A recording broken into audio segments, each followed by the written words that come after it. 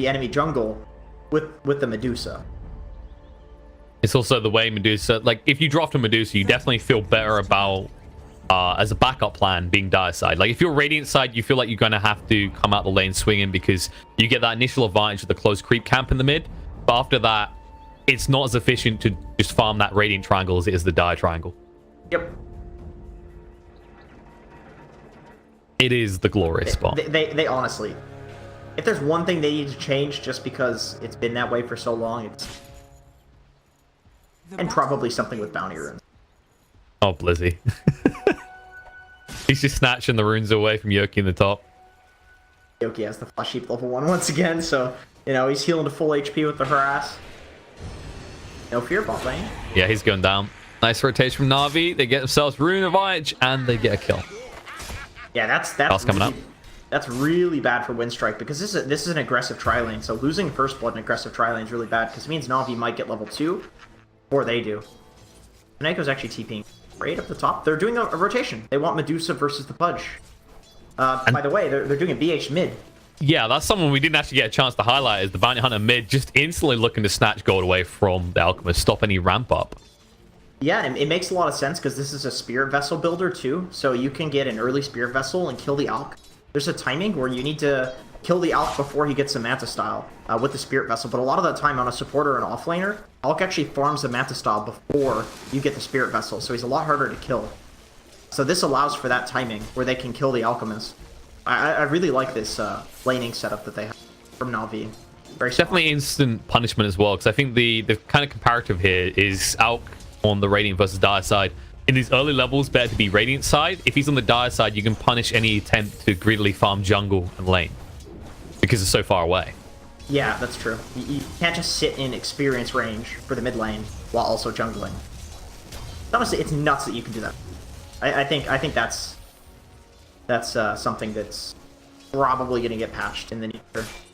Yeah, it was very indicative of a lot of Alch and Medusa games when they first made that change. It's like, okay, these Medusas seem great on Dire side because that triangle, but then they were instantly getting better value, especially when they first released the patch and everyone's spamming Wraith Bands. Yeah. It was just so much better to actually be Radiant side. Yeah, Kunkka too is a big one. Tidebringer the camp, stack it up. Tinker even can march the mid lane. Always want to fight. He's living. He just about lived. Salves up as well. They get the kill to Chew. Okay, that was living life on the edge. Some serious aggression coming out there. But yeah, no, I think it's just... I'm 100% with this. I don't like this camp being accessible like that. It's just an insane booster to the Radiant side, which already has a huge advantage with the Roche Pit. Right. I think, I think that it's cool to have it for like a little while just to see what happens. But after, we've had a few patches of it, it's time where it's kind of like, all right, we can change this now. This is a little, because in every single game, Radiant mid laner is just, it's so much easier to play Radiant. At least in pub. And deceptively, it's kind of ending up that way right now, because look at the CS. Okay, Alch has a huge advantage. Look at the net worth. Not that big, actually. He's losing most of his gold to crystallize. Yeah. Like he's just ramming a funnel in his own throat and forcing Iceberg to feed him. Yeah. Although crystallize is having to funnel salves down his throat too. He's taking all that after damage. Pretty rough for him. He did pick up an Orb of Venom as well, just to try and snatch extra gold. Point here as well is Iceberg has to keep funneling out regen. It's not a one-way war where you're just basically winning an attrition battle. They're both suffering in terms of actual items being picked up because of the salves, because of the tango. I feel like this is a common thing in the mid lane these days, where you both just pressure each other and then buy a regen, and neither of you are really farming. Kind of like, all right, let's agree to disagree here, and we'll both just farm. No hitting each other. Gentleman's agreement. Right. I think you favor your Alch if that's... Favor the Alch if you make that agreement for sure, so... No fear. Taking a lot of damage in the top. Snako chasing him down. Doesn't have the mana for the cogs, though. Magic Missile come out just to make sure Clockwork can't do anything more. Medusa chased away by Yoki. That level 1 rot is just awful. You can just walk out. Just like hits him once. Like, this is a reminder that soon I will slow you enough to kill you. The problem too is that Pudge has the lowest BAT in the entire game. So you hit somebody, and if you instantly like don't cancel the backswing, they just run out of They just run out of the rot instantly. It's just such a sad life. It's not like you're a fast hero that can afford to go for an Orb of Venom, right? Like, you're so slow. You want to win lace, you want boots, you want all these things. Yeah. Neko, is he being baited? Magic Missile's going to come out looking for 10 around Yoki. Oh, he has to go for the hook. Gets the deny just afterwards. Nice. Free trip back to base. Just living life a little bit close to the edge. Worked out, though. You take that, man. That's +1 flesh heaps. Also, OP advantage for Pudge. Remember, he can deny himself, as we just saw. We already knew that, but something most people forget. Most people just try to deny themselves to towers these days. You can kill yourself and be back very quick. You don't get that longer spawn time because you died on neutral. Yep, that's one of the few things about Pudge that makes him not a bad support. It's just that denying yourself to the tier 2 doesn't cost that much. It says 100 gold each, but oh, can they get the track kill? No fear, no fear. Can he actually get killed by Roche? No, he can't. They got his attention. A track kill. Easy money. A rotation by 4 heroes towards the Roche pit pays off. Ooh, Sneko. He might find Iceberg really low. Oh my god. Yeah, he doesn't have a shrine either. He sees it's down. Yeah, you can get him. Seneko is going to move forward. DP's coming into assist, but it's too late. Barrier Assault. Can he connect? The creeps need to move away. And Iceberg, he's dead. Always want to fly. He just offered himself up as tribute as well. It's a 2-on-1. Can Seneko bring him down times? He's stunned up. It looks like he should fall for this. Wind strike. One charge. He's baiting it. He's baiting. Yeah, they need to be careful. Always want to fly. One more hit will do it. Neko. He does go down. Always want to fly. Will just about live. A little bit too close for comfort. That was some nice nice baits. I think always want to fly felt pretty confident there, just kind of baiting in the blockworks to the bench because they held the bench stun for a really long time there. I think if they were truly afraid, you'd see them just throw that out instantly, but they were baiting. Although I mean, when you solo kill an alchemist and force 2 rotations from the supports, that's you don't care. You're happy with that at that stage. You're cool with that. That's space created right there. And actually now Bounty Hunter has more gold than the alchemist. Yep. That's a level 3 actually, Janata, with the phase boots. I don't think anyone can lane against him right now, right? No, I don't. Doesn't even go for the invis. Doesn't need it. That is just a nice little microcosm of this patch. Not shell. Oh, Yoki getting super aggressive. He wants to kill into Magical, and he might better get it. He's got the hook to drag him back. Mango eat. Magical trying to get as much shield up as possible, but Yoki gets the kill, tries to walk away, will die for it, but that's a 2-on-1, and he basically wins the trade. Can't believe he just 1v2 killed a Medusa with an Oracle. With a Mango as well, okay? He had the extra protection. Lizzie, they dive him. He needs to actually get out of here. He's got the Maledict on him. They're going to see him, though, and the Omni Slash does come out to ensure the death of the Pangolier. Radiant structures are fortified.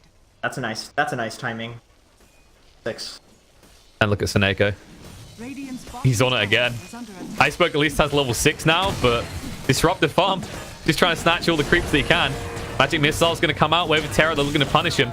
They actually get away from this in time. He does have a salve. He might be okay, but they cut the trees, chase him through. He'll salve now. Maybe should have done it sooner because they're going to cancel it straight away, and they've got a Magic Missile task as well. Just throw everything, ensure that he dies. Okay, they're committing so much. Yeah, that's space. But anytime you're giving an Alk a kill, especially when he's about to farm a 4-stack in the jungle, maybe that's not great, you know? It's not your only issue, though. Look at the Jug. He's top of net worth. He's having the time of his life right now. This isn't just kill the Alk. You've got a huge question in your head. What do you do about the Juggernaut in the next 10 minutes? Yeah, and at the moment the Pudge starts grouping up with the Jug too, like this is an early game fighting hero. Pudge loves to play with an early game fighting hero, and then, you know, Pudge falls off, have a carry that eventually just hard carries in the Alchemist. Like, this is a perfect Pudge draft. He just needs to get his 7. I'd probably start rotating. Although he has go for phase boots again as well. I like these phase boots so much on the Pudge though, because, alright, I have an interesting way of looking at phase boots. I always call them a mini blink dagger because of the positional factor, right? Like, you don't have any other boot choice that allows you to close a gap rapidly if you've been attacked. Yep. Yep, bot lane. Yeah, Tranquil boots like used to be decent, but they're kind of a lot worse. Well, not even kind of. They're a lot worse on Pudge right now because boots now give you like percentage movement speed. So when you're giving a hero who has 280 base movement speed or less, percentage movement speed, it's it's equivalent to like old brown boots. So tranquils aren't even that great on Pudge. So you may as well just go for the phase boots.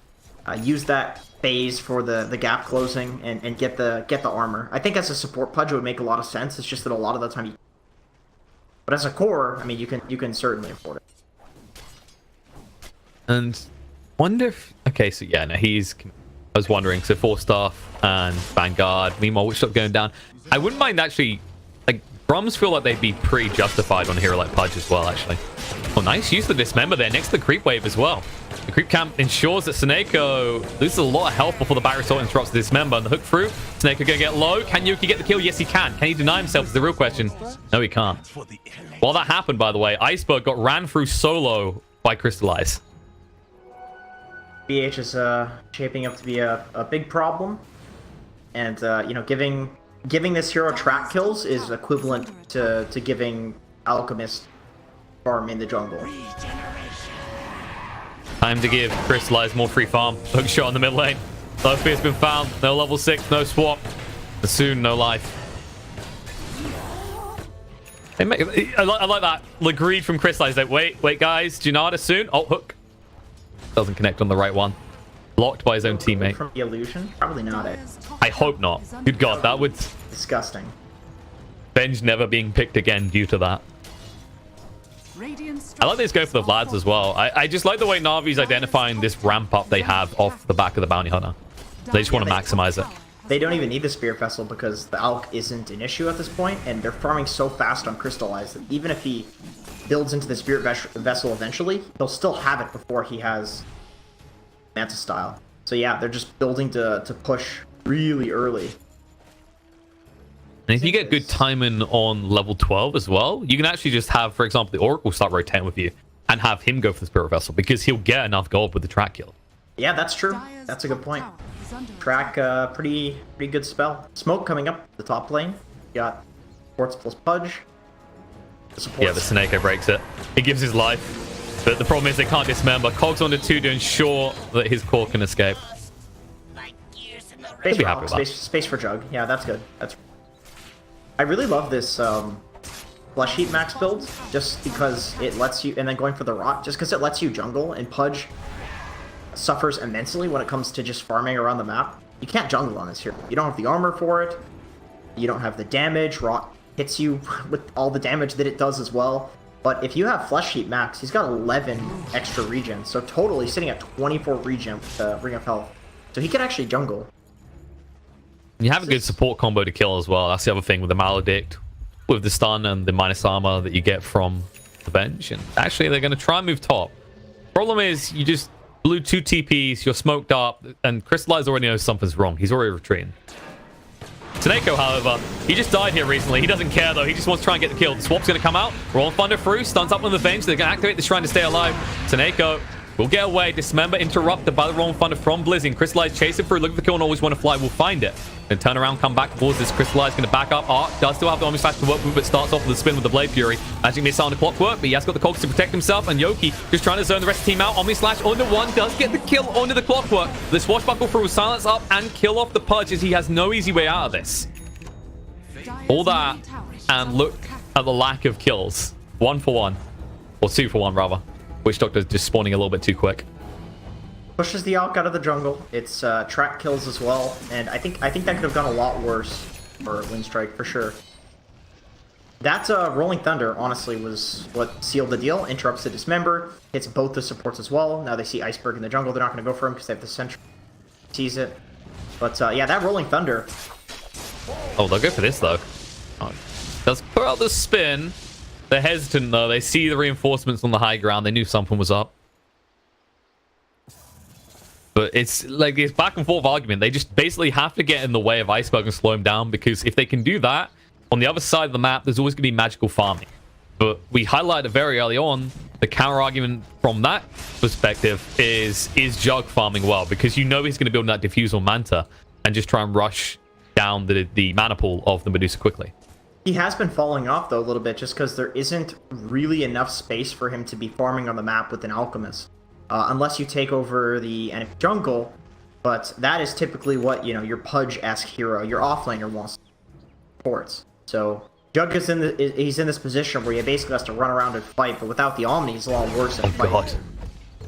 A moment of silence for Witch Doctor, who just lost half his HP to a single Janata. I was gonna say,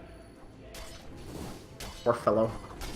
But, like, highlight that point. It's a fair one. They have to get that jungle, but you can see the sentry priority, making sure it's covered, making sure there's no easy approach. And we saw what happened when they move in this area as the bounty hunter, the best hero to punish that sort of aggressive move into the Radiant jungle. No fear, down half HP. In trouble. Gonna get low. Rolling Thunder's coming through, though. Swap out, try and protect the swap back again. No. Gonna lose the Venge already. He activates the Stone Gaze pretty far away. Chasing is going to force Arc off and away from them. Iceberg holding his ground on the high ground. Dismember comes down to Pangolier, separating him from the rest of his team. Stun from Iceberg, flown out on the Bounty Hunter. Secures them the Bounty Rune. They won't find anything else. The False Promise keeps Pangolier alive. What a Rolling Thunder. Honestly, Blizzy has been destroying in both of these games. Like, first with the Kunkka, like, he's not doing damage in either of these games. He's just controlling the fights using his stuns. Like, the double torrents, Rolling Thunder. In both of these fights that we've seen go really well for Na'Vi, he's been hitting like 3 or 4 people with the Rolling Thunder 2 or 3 times, which is a huge impact when you have damage on your team. Crystallize is doing all the damage they need. They don't even need Magical to do damage at this point. Crystallize does it all. Yeah, we'll just have them covered later. And look where Magical is now sitting. Second in terms of net worth. And where's that Jug? 2k behind him. Still doesn't have the Manta completed. And after that, he still needs the Diffusal before the Medusa actually cares about him. Yeah, and then Medusa might have a Butterfly at that problem. That's the problem when your map is limited by an Alchemist. Alch plus any traditional carry is very greedy. You usually need to get a couple of early towers if you want to sustain. You think what you need for that? I feel like one of the big problems with picking Alch at the moment is the type of carries that are actually viable. For example, something like Chaos Knight isn't really being played in the carry position, but is an example of a hero that doesn't need huge amounts of gold to get relevance in the mid game. Oh yeah, no, I totally agree, and I think Jug can sometimes be that hero. But with the nerf to Omni Slash, where the cooldown is now longer, so you can fight a lot less, healing ward is a lot worse. Like, this hero is still good, but I think a large part of the reason that he could fight in the early game was just because he's generally a good hero. Whereas something like a Chaos Knight, you kind of have to fight in the early game.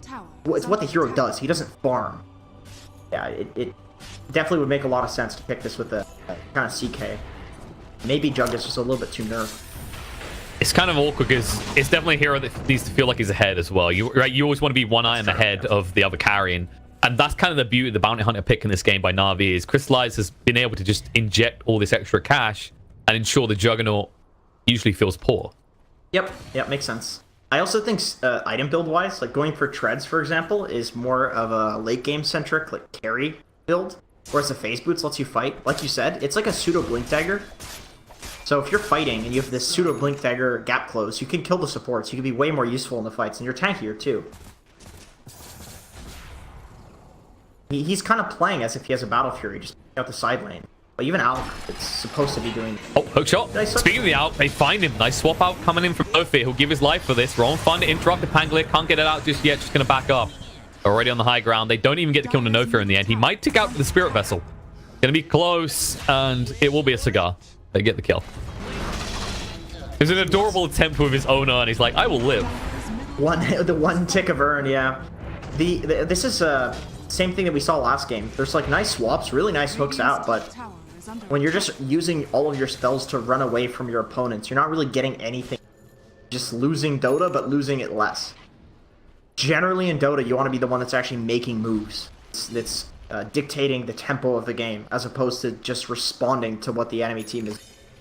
So when you have Pudge Venge on your team, loud and swapping out, it's a sad life. Although you do have an Alchemist, so playing defensive isn't that bad, but you're playing into a Medusa, and the Bounty Hunter, like you said, is injecting so much gold.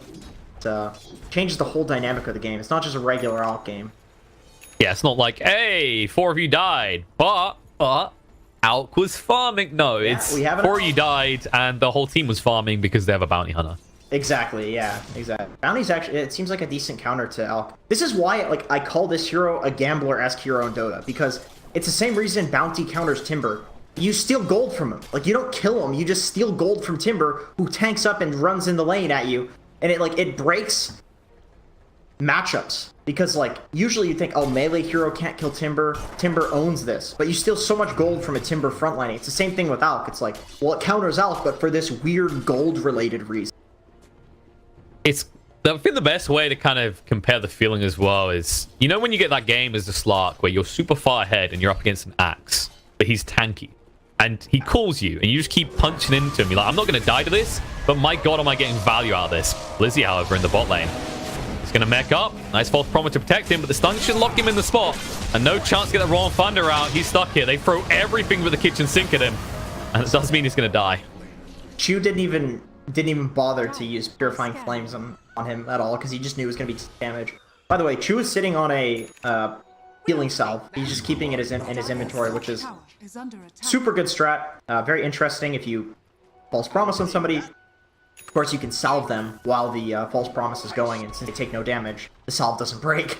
So you can actually save people with the false promise salve combo. So it's cool to see that he's actually doing that. It's a bit of like a cheeky, gimmicky strat, but it works. So it's good. It's like Wisp just having a casual salve. May as well, you know.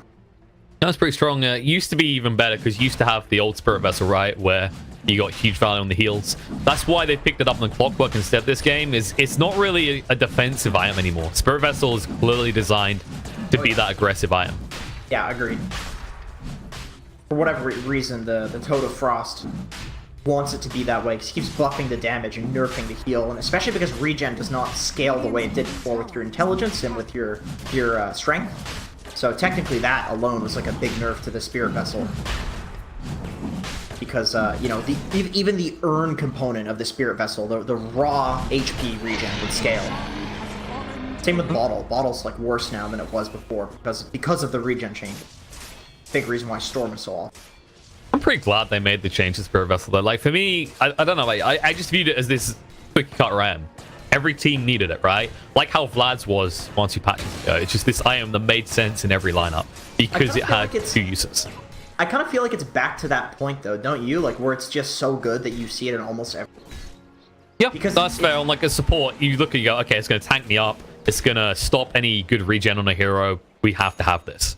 Right. We're like in this meta of pseudo utility damage items like the Vlads, Helm Dominators, you know, Guardian Greaves on damage heroes like SF, Queen of Pain. It's this like mixing damage with also utility items and fighting, which makes sense like in an early game fighting meta to build items that do these kind of like dual aspects where you're not just building into, you know, pipe or something like that. It does feel like it invalidates AA though. Like, this has been always my biggest worry, is just Ancient Apparition feels kind of pointless because you can build an item that basically does what you're trying to get out of it. Not the place to go, my friend. Crystallize abort. BKB activated. He doesn't want to be stunned. Instead, Iceberg will be. Roll Fun is being charged up. The thing about coming in, Dismember's going to be there, but they're in trouble. They're forward, trying to do damage. Nice save going on to Crystallize. Make sure to stay alive indefinitely with the false promise. And now they turn around. Looking for kill on a Pudge. They already got the kill on the Alk. And now the Omnislash through. Seneco's going to fall. Looking to turn around. Crystallize down to half HP already. Magic Missile comes out. Pangolier with the mech to try and keep him up. Crystallize will get around range to the Blade Fury. But Chu turns around. Looking for the kill on a no fit. Can't get him low enough. Has to back away. The buyback came out from Clock. Swashbuckle through. Arc slowed down with the Skadi. And Magical just run him through and kill him off. The swap doesn't get him out of danger. In fact, just throws a second hero into the line sight of the Medusa. And they're going to keep chasing. They want Yoki as well. They can't find him, but they can at least find this tier 3 tower. Medusa's a problem. Scotty Manta style at 23 minutes into the game. I don't know how they kill him. Hook him into tier 4s with Pudge. Well, there it is. Let's see. You asked. No, it doesn't work. They're like, wait, what if we get silenced by the Swashbuckle or stunned by the multitude of options that Na'Vi have right now? It just feels like Yoki is feeling slightly invalidated here. Oh, stun coming out. Iceberg pretty deep. We'll use the Manta pretty early. Pudge TPing balls deep here, looking for something. Hogs to try and block them away. Stone Gaze to make sure they can't even look and turn around for a hook opportunity. Yoki going to be chased to his tier 4s again. Yeah, they get out. There's no point in not. You say that. Magical is going to go for the swap, but still half on mana. Medusa should be safe. The hook down doesn't matter. Venge already dead. Now the hook shot through will secure the kill on Yoki as well. No, the Cogs. Arc's locked in. He needs to get out of it quick. Blade Fury's about to run out. He doesn't have an Omni Slash, but the Roll and Thunder, that's off cooldown. Blizzy going to chase through. They stun him, lock him on the spot, and Jug should be fallen. That will just signal to go for another set of racks to the side of Na'Vi. So yeah, that's the typical issue with Pudge and Venge as heroes when you're behind, is like you swap the enemy team in, or you hook the enemy team in, but then they just kill you because they want to fight in the first place. It doesn't matter if you're repositioned. You have a GG. 10k, 13k gold lead. You know, so I think the big story of this game, when you think of that combo you're talking about where they just want to swap people and they want to drag people in, it's not, oh god, the Medusa, they swap the Medusa in, they can't kill her. It's not this bounty hunt is pretty tanky. It's even if we weren't this stage when Na'Vi ran out of the laning phase so strong, you're still up against a lineup that has an Oracle that will always save with the False Promise on whoever you swap into the mix. Pretty good counter. Pretty good counter to single target.